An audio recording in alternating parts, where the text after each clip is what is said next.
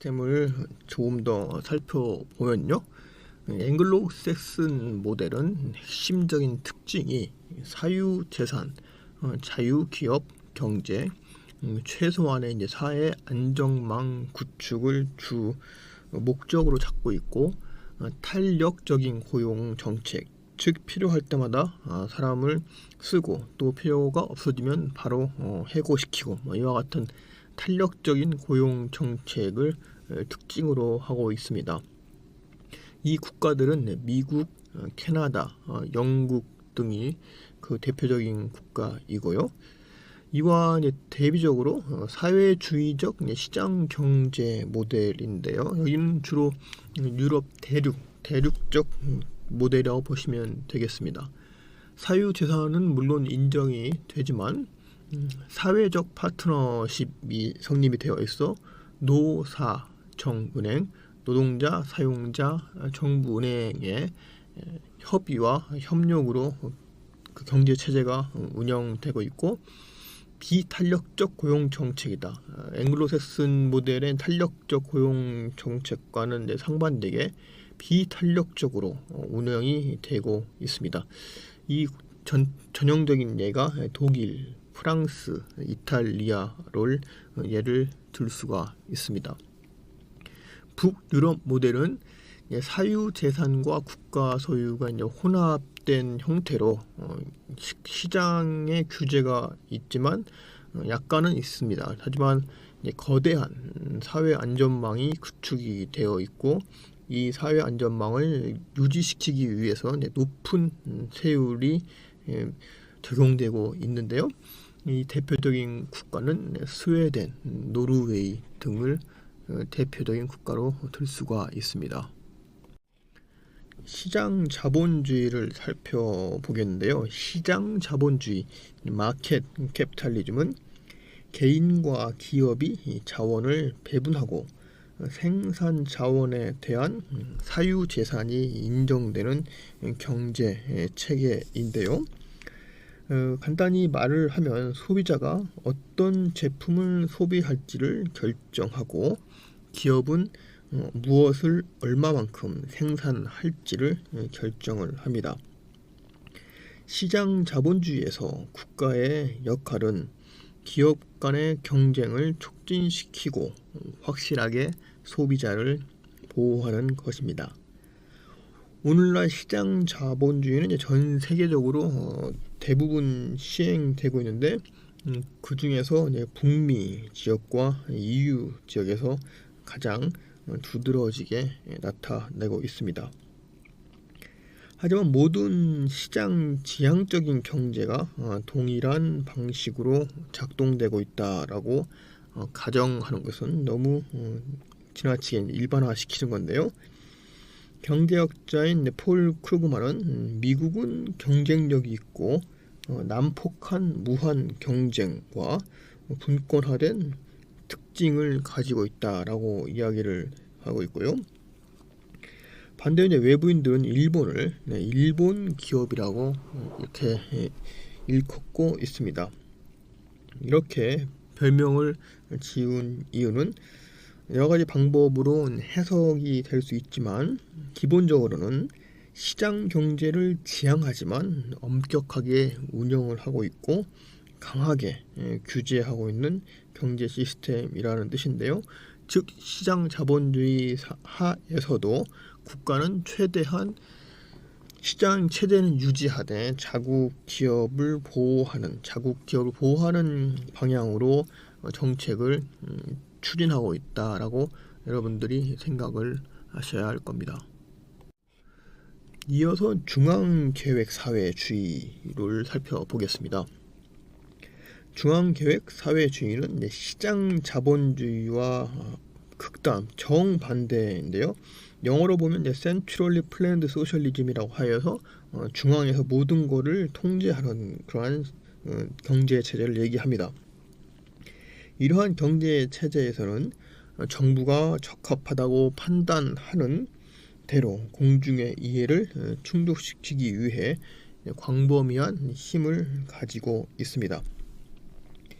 국가의 정책 결정자는 어떤 제품과 서비스가 생산되고 얼마만큼 생산되는지 상명하달식으로 결정을 하고, 소비자는 소비가 가능한 것에만 돈을 쓸 수가 있습니다. 정부는 개별 기업뿐만 아니라 전체 산업을 소유할 수도 있습니다. 그래서 이러한 것이 중앙통제 사회주의의 한 특징인데요. 전형적으로 수요가 공급을 초과하기 때문에 마케팅 믹스, 마케팅 전략은 특별히 변수로 사용을 되지 않습니다. 중간 도매상에 의한 착취를 줄이기 위해서 제품 차별화, 광고, 촉진 같은 것은 거의 없고, 정부가 유통도 통제를 하기도 합니다. 소비자가 필요로 하고 원하는 제품과 서비스를 제공하는 데 있어서 시장 자본주의가 명백히 우월하기 때문에 결국에 사회주의 국가는 시장주의 경제를 나중에 채택을 하게 되었는데요. 19세기에 마르크스에 의해 발전되고 레닌 및 여러 사람들에 의해서 20세기까지 이데올로기로 잡혔는데, 여기에 대해서 많은 논란들이 있습니다. 어떤 사람은 얘기하기는 마르크스주의는 아직 없어지지 않았다 하더라도 대안적인 경제 시스템으로는 완전히 패배했다. 마르크스주의, 공산주의가 완전히 대체를 할 수 없다는 얘기입니다. 자본주의가 승리를 했다라고 이야기를 하고 있습니다. 이러한 이념적 충돌은 19세기 중반에 산업자본주의 등장에 따라서 처음에 발생이 됐는데, 결국에는 150년이 지난 1991년 이후에는 전 세계 많은 공산주의 국가들이 체제를 시장 자본주의로 전환을 시켜왔는데요. 수십 년 동안 중국, 과거의 소련 연방, 인도의 경제는 중앙계획 사회주의에 따라서 작동을 해왔습니다. 세 국가 모두 현재 정도의 차이는 있으나 시장에 의한 자원 배분 및 사적 소유에 의한 의존성 증가를 목표로 특징으로 하는 경제 개혁을 현재 진행을 하고 있습니다. 중국의 지도자들이 사회에 대한 통제를 유지하려고 시도를 하고 있지만, 그래서 정치적으로는 통제를 하고 있으나 경제적으로는 상당 부분 그 시장 자유주의의 그런 특징의 중요성을 인정을 하고 있습니다. 그래서 개혁은 국가 경제 활력과 사회 발전을 위해서 불가피한 일이다라고 공산당이 주도하고 있는 중국에서도 이와 같은 의견들이 나오고 있습니다. 중앙계획 자본주의인데요. 현실적으로 시장 자본주의와 중앙계획 사회주의는 거의 양극단인데, 이게 100% 이것들을 순수한 형태로 존재는 할 수가 없습니다. 따라서 대부분의 국가는 정도의 차이는 있으나 자원 할당에 관한 계획과 시장의 역할이 동시에 이루어지고, 국가가 자원을 소유하고 개인도 자원을 소유하는 이러한 혼합적인 형태를 유지하는 경우가 상당수인데요.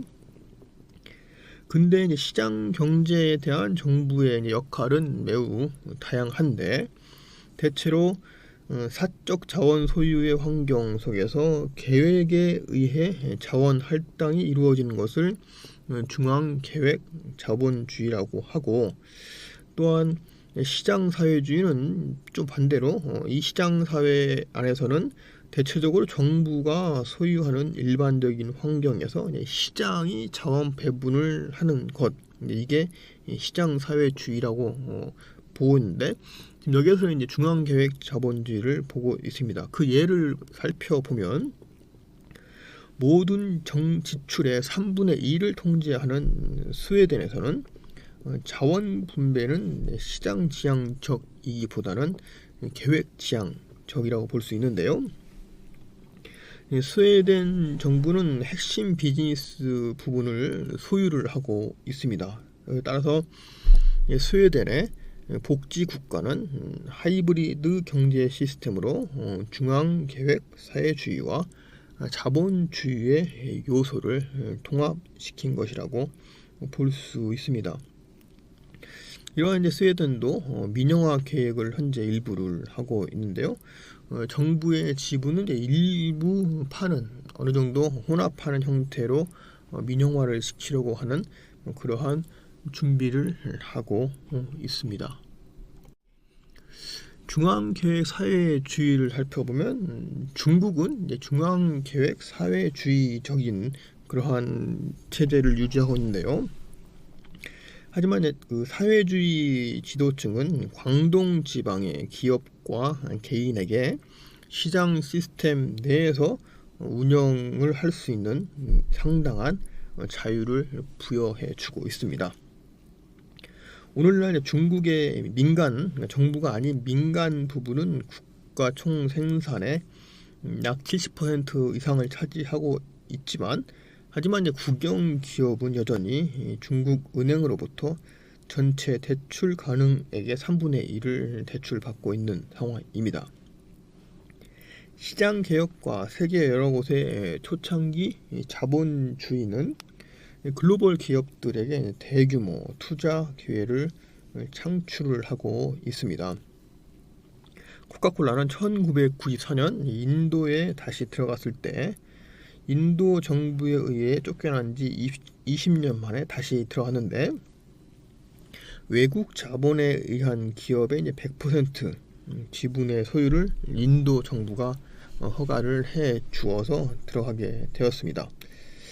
하지만 이와 반대로 쿠바는 아직도 명령 경제 자원 배분을 하고 있는 그러한 상황인데요. 쿠바에 대한 예를 보시면 사회주의자들 현재 자본주의를 포용을 하고 있습니다. 각국 정부는 국유화시켰던 기업을 민영화하고 있고, 20년 전에 쫓겨난 기업을 다시 또 끌어들이고 있고, 이것을 위해서 노력을 하고 있는데요. 오늘날 좌파 정치가들은 그들의 정부가 더 이상 비용이 많이 발생하는 복지 국가를 지탱할 수 없다는 것을 인정을 하고 있습니다. 그래서 국가들이 21세기에 들어서 기간 산업도 상당 부분 민영화 일부 시키기도 하고 있고, 그래서 과거에 폐쇄된 국가들이 무역과 투자의 문호를 개방하고 있고, 이렇게 됨으로써 글로벌 시장은 확대가 되고 있는 상황이라고 이야기를 하고 있습니다. 미국의 보수적인 두뇌 집단으로 워싱턴에 기반을 두고 있는 헤리티지 재단은 경제를 분류하는 데 있어서 더욱더 전통적인 방법을 적용을 하고 있습니다. 이 재단은 전 세계 175개국 이상을 대상으로 조사를 해왔는데요. 경제의 자유도에 따라서 순위를 매겼습니다. 그래서 이 국가 간의 경제의 자유도를 평가하면서 자유롭다, 대체로 자유롭다, 대체로 부자유스럽다, 억압하고 있다, 이렇게 네 가지로 구분을 해서 평가를 하면서 보고서를 제출하고 있는데요. 그러면 경제 자유도 평가의 주요 부분들을 살펴보면 어느 것을 보는지를 확인해 보면 무역 정책, 세금 정책, 자본의 흐름과 외국인 투자, 은행 정책, 임금과 가격에 대한 통제, 지적 재산권, 지하 경제, 이와 같은 것들을 다 고려를 하고 있습니다. 여기서 볼 때 홍콩과 싱가포르는 경제 자유도에서 1위를 차지를 하고 있는데, 짐바브웨이, 쿠바, 북한은 순위가 가장 낮은 그런 나라로 지금 잡혀 있습니다. 경제적인 자유와 한 국가의 혼합 경제가 얼마나 시장 지향적인가의 사이에는 높은 그 상관 관계가 있는 것으로 보이는데요. 하지만 이 순위의 신뢰도는 여러 나라 사람에서 이제 의심을 하긴 합니다. 미국에서 미국 중심의 보수적 사고에서 순서를 매긴 것이긴 합니다만, 그럼에도 불구하고 윌리엄 그리더는 싱가포르의 독재적인 국가 자본주의, 싱가포르가 매우 독재적인 국가인데요. 이런 국가 자본주의가 국민으로부터 언론, 출판, 집회의 자유를 박탈하고 있다라고 상당히 강하게 비판을 했습니다. 1992년 싱가포르에서는 껌의 수입, 생산, 판매를 금지하였는데, 이는 껌을 뱉는 행위가 아주 공공장소를 더럽히기 때문에 이와 같은 법을 만들었습니다. 그래서 이제 오늘날 껌은 약국에서만 구입을 할 수 있고, 한 팩을 구입하기 위해서 소비자는 이름과 주소를 등록을 해야 했는데요. 껌 하나를 사기 위해서 자기의 이름과 주소를 등록해야 할 정도로 매우 엄격하게 통제를 하고 있다는 것을 지금 지적을 하고 있는 것입니다. 그래서 싱가포르 국민들은 출판과 정치에 대한 편집증적인 독재를 실시하는 독재정부에 의해 집과 식량을 제공은 받고 있으나, 즉 의식주를 정부에 의해서 제공받으나 하지만 자유롭지 않다라고 비판을 하고 있는데요. 그래서 이 저자는 이제 자유경제 국가의 어떤 측면에는 이제 명령경제 스타일, 위에서 명령하는 대로 움직이는 그와 같은 분위기도 항상 같이 존재할 수 있는 예로 싱가포르를 얘기하고 있는데요. 그래서 이 싱가포르가 그럼에도 불구하고 경제적 자유도가 상위에 있다는 것을 지금 비판하는 그러한 내용이라고 볼 수 있습니다.